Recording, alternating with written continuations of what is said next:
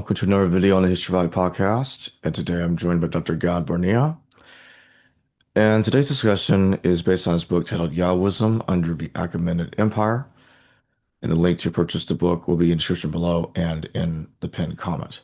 The book was, of course, edited by both Gad and also Dr. Reinhard G. Krauss. The link will be, as I said, in the description below and the pinned comment. The link will be available to the book if you want to purchase it, and also if you want to get it for free, the link to the PDF document will also be down there as well. So, God, thank you for coming on once again. It's a pleasure to be here as always. Yeah, thank you for joining me. I want to, for the moment, focus more on the dating. When you think that the Torah, as we understand it, was composed based on the sources that you see being available to the Torah. So where would you place the composition? Okay, well, that's obviously a great question and a very complex one as well. When we talk about the Torah, obviously some of the sources that are used in the composition of the Torah were written or penned or even orally transmitted over long periods of time before they were actually written down and then written in various manners and locations. So we're talking about a very, very complex textual source. What I am particularly dealing with is the actual enterprise of putting together the text, be it from existing sources or texts that were written as a glue layer to glue together existing sources, or even simply new compositions. But this conscious effort to put together an authoritative corpus. Now I assume we'll come back to the word authoritative and what I mean by that, what weight that word carries at the time period when it was written down. But we're talking about this conscious effort to actually produce a document, or it's really a set of documents. When we're talking about the Torah, we're talking about five scrolls, or at least five parts of a corpus that are interconnected in various ways to varying degrees. So we're talking about putting together this particular corpus, and that effort to put together this corpus and even particular elements of it, just let's say the book of Exodus, Genesis, etc. That effort is really my main focus. And as I said, parts of that parts of this effort is to make use of existing sources. And I often compare this effort to Virgil in the Augustinian age, who was commissioned by the empire to write down the mythology of the founding of Rome and really where the Roman race came from. And they used the word race to describe this. And he wrote in rhyme and meter, so it was a harder enterprise to write this not in free form as in the Torah, but really in rhyme and meter. He wrote the equivalent of the Torah in terms of the number of verses in 10 years. So just one person in 10 years. But he used existing material. He did not invent everything himself, all of the mythology that he put together. He used existing mythology that we can find even 100 years before his time or even earlier in various places. We can find echoes of this. So also that wasn't a complete, just using, completely inventing a new corpus. So I think a very similar thing happened with the Torah as well. Now, you asked me about when that happened. That really, basically, this enterprise that I was talking about was triggered by the work that was being done at the Library of Alexandria. I think that's pretty clear from the data. We see very clearly in thousands of documents that we have from Jewish settlements, so from Egypt, from Babylonia, from various parts of Palestine, from Judea, from Samaria, the provinces of Judea and the province of Samaria. So we have all of these different documents, and by documents I mean really not just papyri and ostraca, but also coins and bullae and things like that. So every type of document that we have, in aggregate, we have thousands of these up until the very end of the fourth century. There's really zero knowledge, as I've said several times, and even on your show as well. There is no knowledge of the Bible, no hint of knowledge of the Bible, no hint of any authority of the biblical text, and we have plenty of evidence to the contrary of people doing things that are contrary to the Torah and to the commandments of the Torah. And that goes really all across the board, from personal names that are simply not there. I mean, so practically all of the heroes, except for maybe a couple or three of the literary heroes that we know from the Bible, are missing from the onomastikon, meaning the list of names that we know in these areas, really in the entire area from Egypt to Mesopotamia and beyond. And so we don't have the names there. We don't have any kind of allusions or any kind of idiomatic expressions or anything. I mean, really nothing that would give us the slightest hint. I mean, even legal. I mean, again, the Torah itself presents itself as a legal document, or at least big parts of it it actually offers itself as a legal authority. We don't see any of those laws followed anywhere. So all in aggregate, when we took a look at all of the data that we have, it is pretty clear that we don't have that there was no knowledge of any biblical text before the very, very end of the fourth century BCE and into the third century. So we're talking about 300, give and take 300 BCE to maybe 275 BCE. Before that time, there's practically no hint. We start seeing things change gradually around that time, but things start popping on the radar at that time, with some names that start appearing, some names that are recognizable from the Bible appearing in the onomastikon, again, the list of names. And also Greek sources start using language that is adjacent to what we know from the Bible. When I say adjacent, again, I'm trying to be very cautious.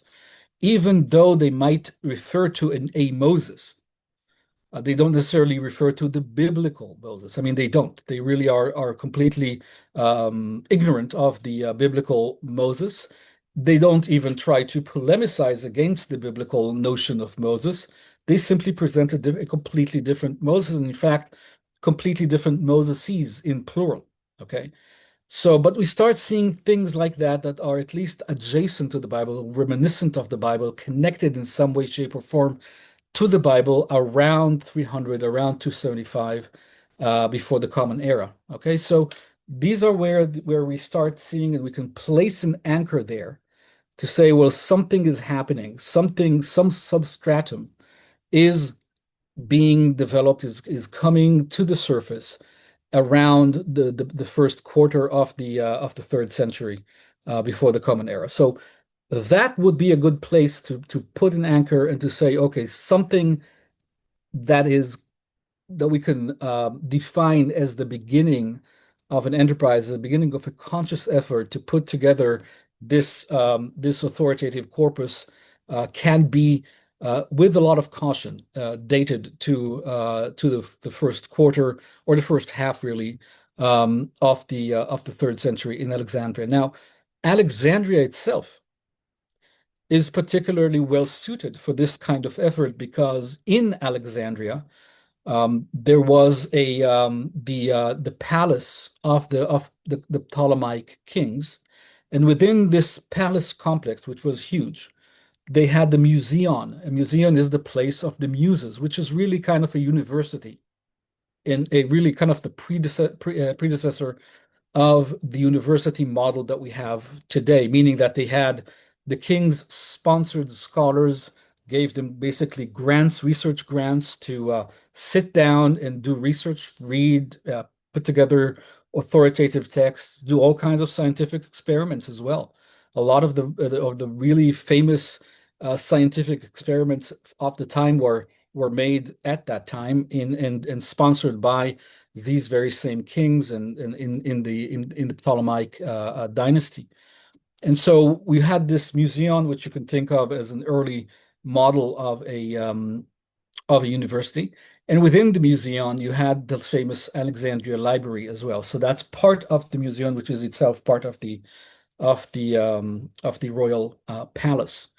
Now, that museum, that entire complex, what it did, again, the scientific work, was truly innovative and has influenced humanity ever since. I mean, it has completely changed the course of humanity.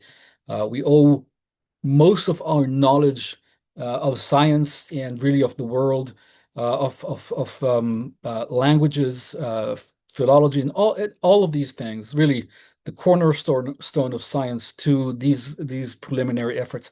This is not to say that there weren't also very important scientific endeavors elsewhere in the world, but pertaining to the development of the Bible, this is the one that really matters.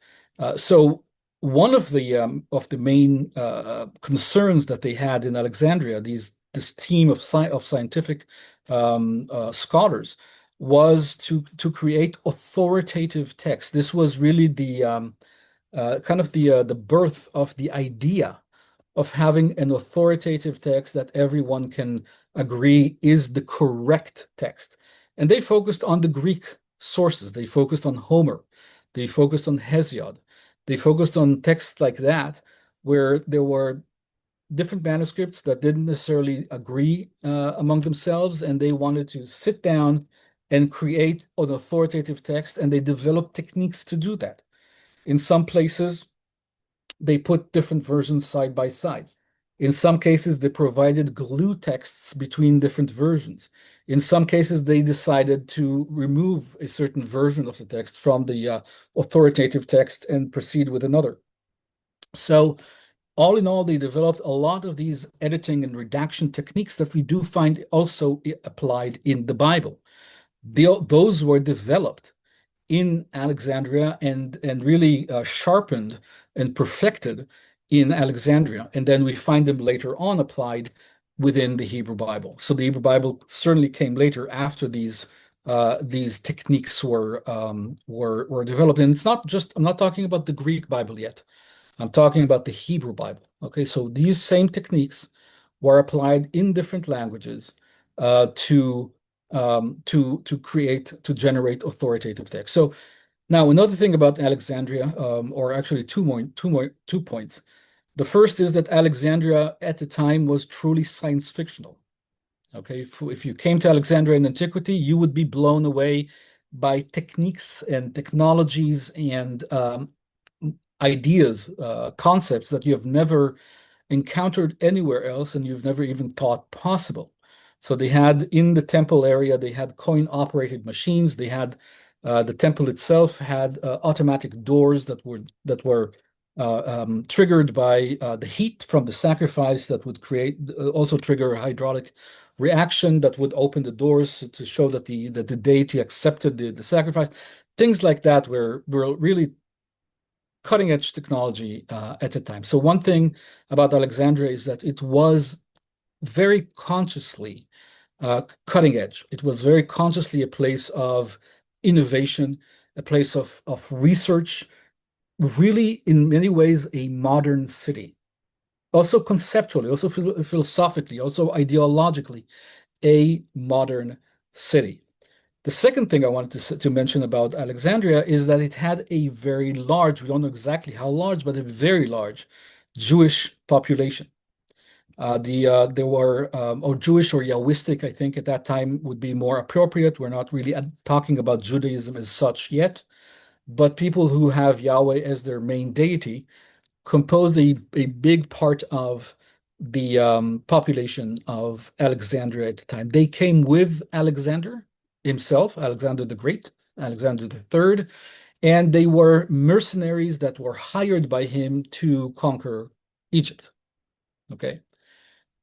In exchange for their service, they were promised and they received land grants in various parts of Egypt, and especially around in and around Alexandria. So they were part of the Alexandrian middle class. They were part of the Alexandrian, in many ways, part of the Alexandrian elite. They were very well placed socially, and they were well off. They had land. They could cultivate crops. They could engage in all kinds of business ventures as well. So they were a very important part of the Alexandrian sphere as well. And clearly, obviously, they maintained contact with their motherland as well in Judea and in Samaria. So that community, that Jewish or Yahwistic community in Alexandria, was where kind of the greenhouse, if you will, where the Bible project, this enterprise, came to fruition. Now, Josephus, later on, about 300 years later, writes that they still, in his day, the Jews of Alexandria still called themselves Macedonian, even though they never were or probably never went to Macedonia, certainly never came from Macedonia. They are Jews. They came from Judea and or Samaria, but they still identified as Macedonians. That is very important because that probably shows that they were within the inner circle of Alexander, who was himself Macedonian. And the Macedonian regiment, they were probably kind of inserted within the troops that are originally from Macedonia. And so they were part of the intimate circle of Alexander. So it seems like they were very well placed, very highly regarded within Alexandria, a very important component of the Alexandrian society. Now, they would obviously, being placed in this way in Alexandrian society, they were very knowledgeable of what's happening in the museum, and they would know and hear about. They would go to lectures. Obviously, there were open lectures at the time in the museum. The scholars would present their work, and it would be very easy to know and to be kept abreast of the developments of the philologists and those working on different redaction techniques and editing techniques to produce authoritative texts. And the natural next step would be to say, well, we have our own traditions. Maybe we do have some texts that are transmitted orally that we can now put into writing. Maybe we do have some written texts, although there's absolutely no evidence of any written text that would make it into the Torah before that time, but they might have existed. We can't completely discount that. But they took all of these different sources, just like the Greeks did with the Greek texts. They looked at all of these different sources in Hebrew. I want to stress that, and put that together to create their own authoritative text using the techniques that were developed in Alexandria. And also, again, you simply aligning themselves with the ideology of Alexandria, which was to create an authoritative text. So that's when the Torah was written. And I have to add another thing. The Greeks were in Alexandria, were obsessed with laws, producing laws, and the whole concept of laws and how laws need to be designed, whether they are human laws, divine laws, and things like that. And lawgivers were seen as really almost divine, and in many ways, in some ways, actually divine. And so the Greeks were absolutely obsessed with that. And when they started writing about lawgivers, they listed all of the lawgivers that they knew. I'm talking about Theophrastus, end of the 4th century, or maybe around 310 before the current era, 320. And he wrote a compendium of all the 3-tome volume of all lawgivers that were known to the Greeks at the time. Moses was not part of that tome, but about 10 years, maybe 20 years later, Moses starts to be mentioned. So again, around 300, maybe 290, before the current era, Moses starts to be, but again, it's a completely different Moses from the one that we know from the Bible, but he is a lawgiver.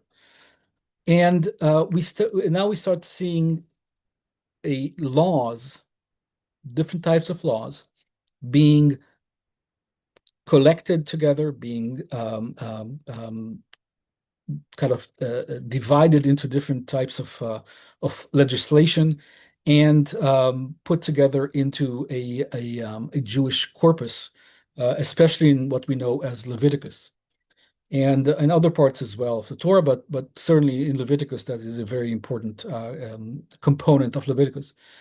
And also, it's important to note that many of these laws are not really meant to be followed by, or not obviously human. So they're not really realistic. They're not something that we can that people can live by. For example, canceling all debt in the seventh year, that you can't run an economy like that. Canceling all debt when the high priest dies. No one would give any loan, or you cannot lend money if you can't know that you will at least get your money back, whether it's with interest or not, just because the high priest might die tomorrow, right? So you can't really run an economy, and there are a lot of these are just a couple of examples, but there are many examples of laws that are really not realistic, but seem to have been written into the Torah under the influence of this Greek obsession with laws, just to create this compendium of laws that represents the Yahwistic / Jewish ideology of today. So that's in a nutshell the kind of the background for why I think it's pretty obvious that the Torah was developed and created and written down, again, even if it's using prior material in some cases, in the third century under the shadow, if you will, of Alexandria. And if that is the case, do you think that's the reason why the Septuagint, which was originally just a translation of the first five books of Moses, the Torah, was also composed in Alexandria as well? So I just want to make one thing clear. I'm not saying that the Torah was written in Alexandria, but was inspired what was going on. I don't know. It might have been written in Alexandria. I don't discount that, but that's not what I'm saying. The Septuagint also probably written in Alexandria, so the actual translation in Alexandria. But again, it could have been done. I mean, Greek was the language of the time, so it could have been done elsewhere as well, in Jerusalem, for example. So I'm not saying where it happened necessarily, we don't know, but logically, the Hebrew text using techniques that came from Alexandria may have been compiled and composed together in Jerusalem, and then the Greek translation logically in Alexandria. Now, the Septuagint it's really important to understand, was written for Yahwists, for Jews. It was not written for Greeks primarily.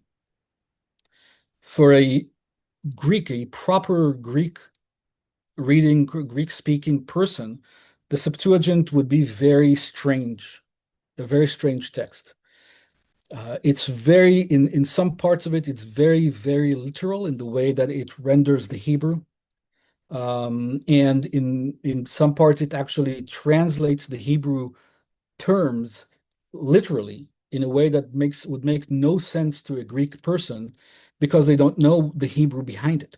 Okay, so the translators of the Septuagint assumed an audience that was familiar to some degree, at least, with Hebrew and with the Hebrew text of the Torah. Okay, so clearly that text was written not for the Alexandria Library, as most people think. It was not written for the Alexandria Library. It was not commissioned by Ptolemy, as we tend to think as well. But this was a translation for the sake of Greek-speaking Jews or Greek-speaking Yahwists at the time. They had to develop new ways of translating. Translation was not new at the time. People have been translating documents, of course, for a long time before the Septuagint. But the technique here of translation is fairly unique because it is in some parts more, in some parts less, but it has a tendency in certain places to be very, very literal.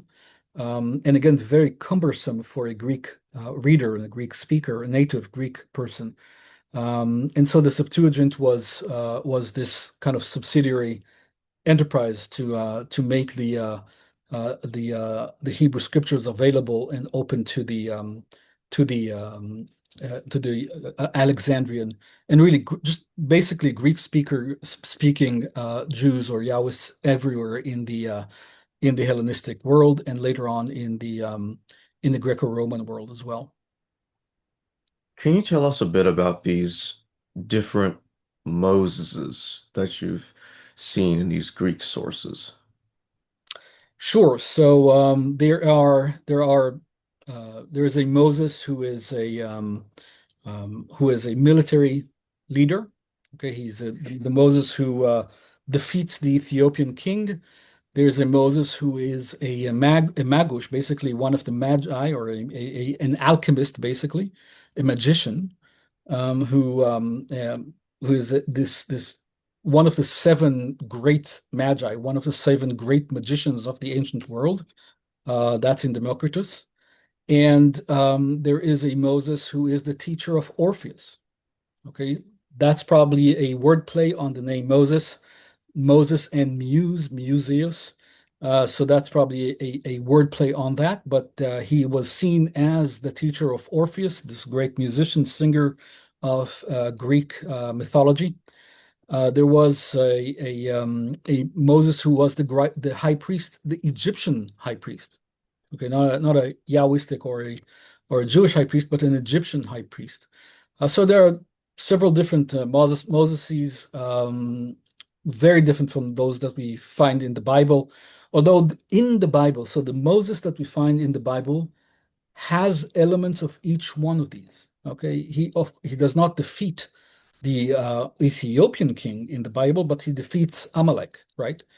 He's a military leader, at least inspires military victory by raising his hands in to inspire the battle, and also defeats using magic. He defeats the Egyptian army as well. But he's not a military leader per se. He's a military kind of is a divine military leader. Okay, assisted by the deity. But also he is leprous for a very short time in the scene of the burning bush.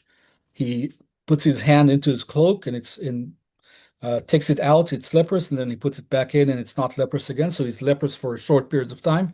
He is a magician. He throws his rod to the ground and it becomes a crocodile, etc. So all of these different elements that we find separately in Greek literature appear together in the text of the Exodus, meaning that the text of the Exodus is inspired and really kind of provides a polemical response to what the Greeks wrote about these different Moses. It combines all of the different Greek views into a single character that holds all of them and basically shows how the Jews or how the Yahwists see how the proper Moses should be. Okay, combining all of these different sources. So that these are the different Moses. It's also important to understand that the Greeks had different exoduses as well, not just one Exodus. I mean, they seem not to be familiar at all with the biblical Exodus, but they had Moses leading people out of Egypt to directly to found the city of Jerusalem. Moses is numbered among those polis builders. Polis, of course, is the Greek word for city. So city metropolis builders of antiquity. So one of them in some Greek sources is Moses, and he went out into the desolate. That's how Judea is described as desolate land, and to found a completely new city called Jerusalem. So there are different exoduses, different Moseses, as well in these Greek sources that are in or are related in some way, shape, or form to Alexandria. Could you tell us about some of these? Who are some of these Greek sources providing this information, and when were they providing us this information? So this information started around the fourth century, end of very tip of the fourth century, so around 300 before the Common Era, and into the first half of the third century, so about up to about 250 before the Common Era. But then it continued to be developed over time. In fact, just as a side note, a very important side note, the later generations, I'm talking about hundreds or even a millennium after this, um, those Greek sources and even Greco-Roman sources that wrote about Moses in this fashion, in this manner that I just described, were orders of magnitude more influential on European thinkers and African thinkers as well, and even Middle Eastern thinkers than the Bible. Okay, they knew more about Moses and about the Jews from those Greek sources than they knew from actually meeting Jews or reading or being exposed to the Bible itself for a long, very long period of time. So these are very important sources to become familiar with. So we're talking about Manetho, a Greek, excuse me, an Egyptian source, an Egyptian priest who wrote a history of Egypt, and in that he also mentioned a Moses, a certain Moses as well. We're talking about also about Hecataeus, pseudo Hecataeus of Abdera. I mean Hecataeus himself as well, who wrote something about Moses, who wrote something about the Jews. There is also another work that is ascribed to Hecataeus, pseudo Hecataeus. That is from probably about the first century before the Common Era. Even though it is ascribed to Hecataeus, it's not actually Hecataeus. It's also very important. It is very influential later on, and it shows a reception of how people saw the Jewish tradition, how they saw Moses in the first century before the Common Era, or whenever this pseudo text was written, so pseudo-epigraphic text, and so we have Hecataeus and pseudo-Hecataeus. We have Artapanus, who is a Jewish Greek scholar. We really have quite a few scholars. I'm not going to go over every single one, but these are the main ones from that period in time. I already mentioned Democritus, who also mentions a Moses as one of the Magi as well. There are different Greek authors use the name Moses for their own purposes as a famous name, as a name that was famous in the area, and they just put that character into whatever ideology they were trying to promote at the time. So that's about Moses. Now, it's also important to note most of the attention that the Jews received at the time from external sources, from Greek sources and then later Greco-Roman sources, most of it by far, maybe 90 somewhat percent of the focus is on Moses and the Exodus. Other elements of Judaism receive very, very little attention. So, for example, the Sabbath or dietary laws, very little.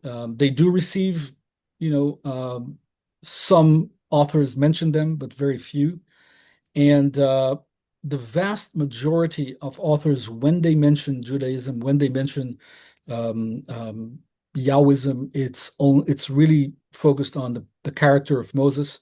And again, the character of Moses as it is portrayed in previous Greek sources, rather than things like the Sabbath or the 12 tribes, even though the 12 tribes are also mentioned in some places very early on, but they're mentioned as something that Moses did.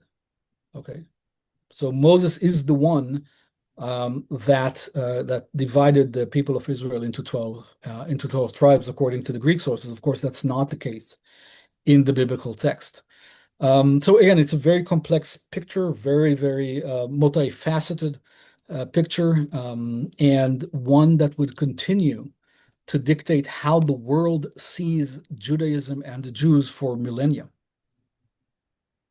Do you also see parallels between Moses and Greek characters, lawgivers like Minos, for instance? Absolutely. And the Greeks actually present him that way. So they present him as a polis builder. They present him in lists of polis builders, of historical polis builders. Some of these lists contain Moses as well. So they clearly and very consciously saw him as a polis builder, which was at the time a very, a very high position to have. You're the originator of a people, the originator of a polis, which is really a metropolis, a lead state or lead city or main city with cities surrounding it and different estates surrounding it. So being a polis builder in the Greek Hellenistic worldview was a very prestigious position to occupy and really mythological, mostly.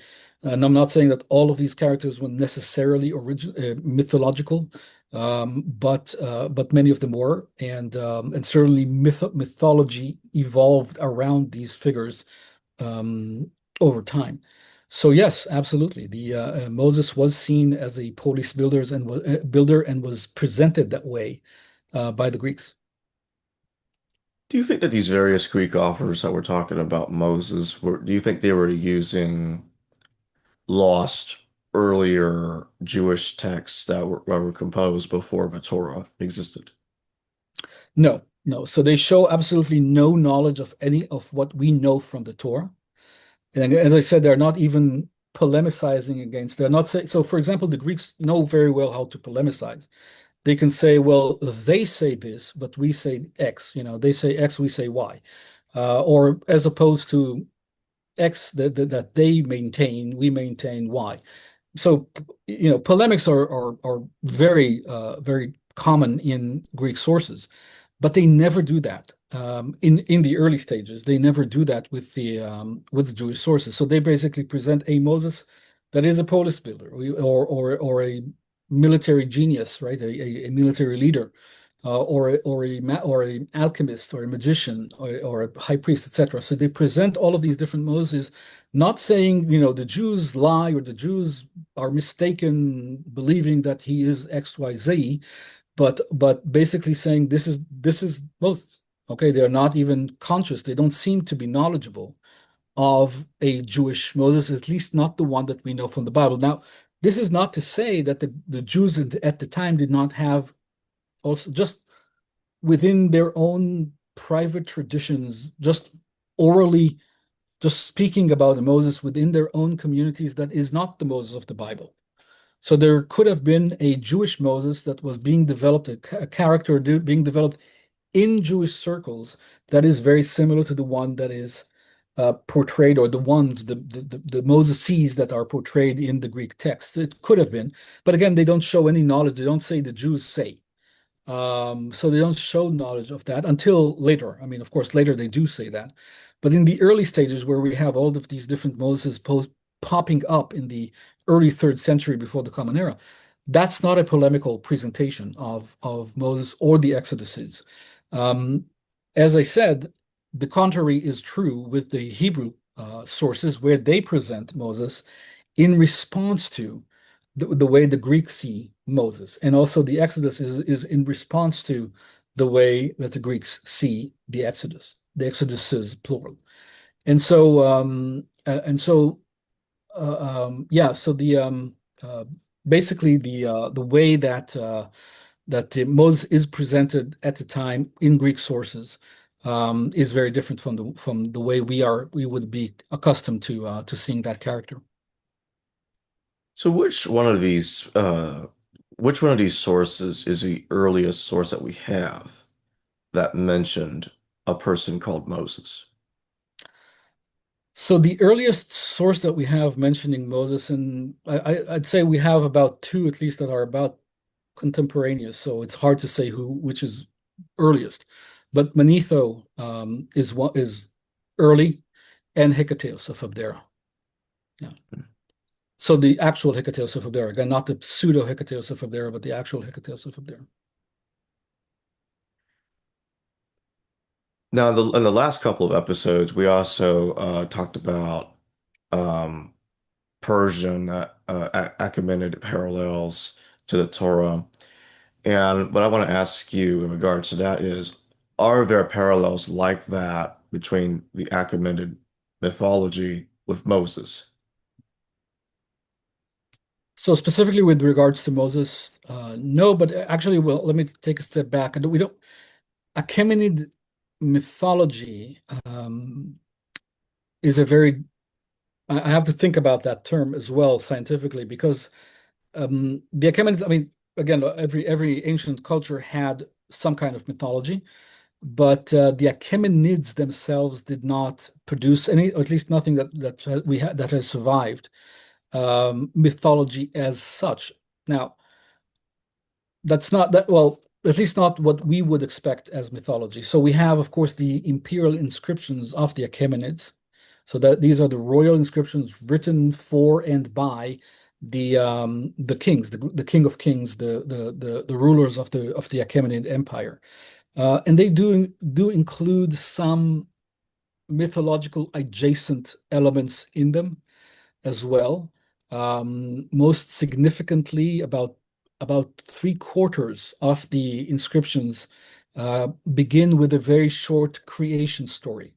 Okay, Ahura Mazda created the sky up above, this earth, created happiness for man, created man, etc., etc. So this very schematic creation account that is you can call it mythological as well. And he created also the King of Kings. He created Darius or Xerxes or whatever. And so we have that kind of micro mythology, if you will, in the Achaemenid period. We have in the Avestan text now. The Avesta are the Zoroastrian scriptures, which were not written down yet at the time. And we don't exactly know what the form of these scriptures was at the time.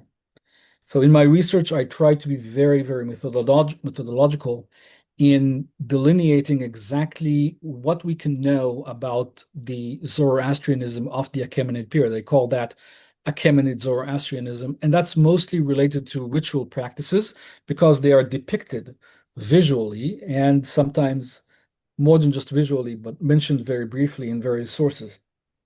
And I've had a couple of articles appear just in the past couple of months on specifically on Achaemenid sources. But if some of these Avestan texts existed already at the time, they would have contained some important mythological elements as well that could find certain parallels with some of the Torah texts, and probably do find that, but not with Moses specifically. Actually, more with the creation account, so more with the beginning of Genesis. Okay, the first two chapters of Genesis certainly have a lot of, and I'm not certainly not the first to note this, a lot of resonance with these Zoroastrian sources as well. Now, about Genesis, Genesis is a particularly interesting case because it shows from beginning to end, really from cover to cover, Genesis shows knowledge of, or at least some appreciation, some knowledge of Zoroastrian, at least Zoroastrian traditions. I mean, again, I'm not saying that these texts were written at that time. They were at some stage of their development, but they would become part of the Zoroastrian corpus. And so Genesis is certainly very familiar with that. Um, and it absorbs some of these ideas into the creation account, in both creation accounts at the beginning of Genesis, and into the idea of good and evil. So, as most of the viewers probably know, of the listeners as well, Zoroastrianism is very much associated with this dualism of good and evil. And in Zoroastrianism, this dichotomy is very strict. So you can have good, absolute good, you have absolute evil, and they don't really cohabitate. You don't have one and the other together really. It's evil is evil and good is good. In Genesis, from the third chapter. So in the third chapter of Genesis, we see clearly that Yahweh does not want man to know how to distinguish between good and evil, but man does. And this very distinction becomes the source of sin, right? Now they know um, uh, to differentiate between good and evil because they ate of the forbidden fruit. And then from the entire book is presented in many ways as a polemic against that idea in Zoroastrianism. So in one way, they the authors of Genesis adopted Zoroastrian ideas on one hand, and in the other hand, they polemicize against it. So you have throughout the entire collection of stories. So again, Genesis is basically an anthology of stories that have all of them pretty much have one theme that is common to all of these stories, which is that you have good and evil together. So you have really kind of the heroes of the nation, the founders, the greatest uh, moral um, characters of the nation, also committing the worst possible moral crimes at the same time, right? Sacrificing their son, prostituting their wives and the daughters raping their father with Lot, etc., etc. You have, I mean, if you read Genesis, this is the most immoral book in the Bible in many ways, just one thing after the other that is absolutely, really, truly appalling, but at the same time presented as being done by the people who are the fathers of the nation, right? So you have kind of good and evil, extreme good and extreme evil cohabitating together, presented as such, at least in these books. And this anthology of stories has one after the other cases of the fathers of the nation being models, role models, and absolute monsters, the most despicable characters at the same time. And then at the end of the book, with Joseph and his brothers, you have the this idea that what man or what you, when he says to his brothers, what you intended for evil, God intended for good, etc. So from beginning to end, this idea of good and evil working together, not being completely separate units as they are in the pure dualistic system, um, is common through to the entire. So clearly, when Genesis was written, okay, that was late enough to be able to polemicize against this idea of dualism that is so important in Zoroastrianism. So again, um, I would not date that before the uh, third century before the Common Era. So in other words, they're using the Torah is not only using Persian sources, but it is also using Greek sources. So basically, both are Well, heavily influencing the well, Torah. I'll go even further. Hmm. The Torah, as I said, is very much a product of or a derivative of the Alexandria Library.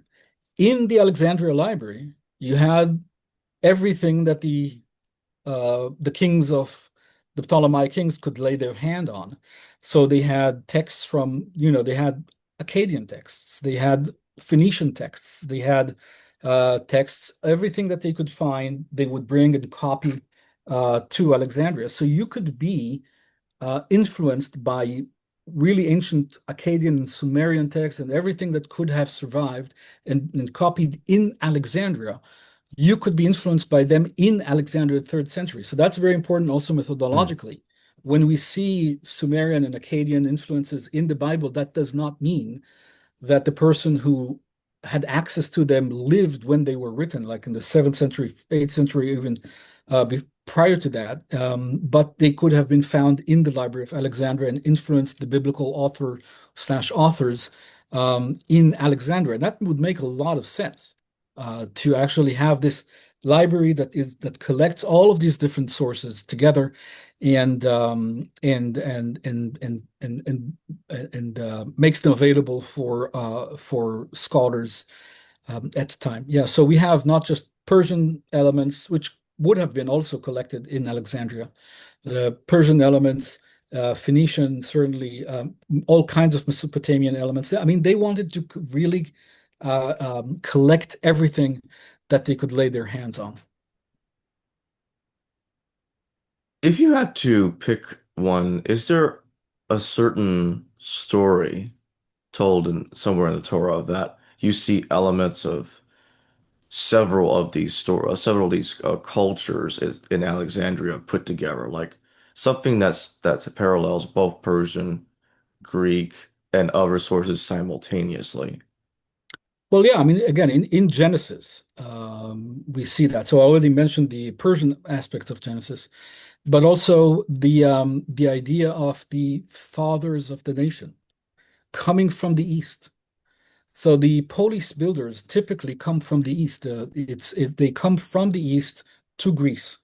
Okay, they come from the East was seen as something old, something original, and so it was in the Hellenistic mind, a polis builder should come from the East and build, or at least be connected to an Eastern uh, ethnos, or at least an Eastern people group, and found the city of a major city, a polis.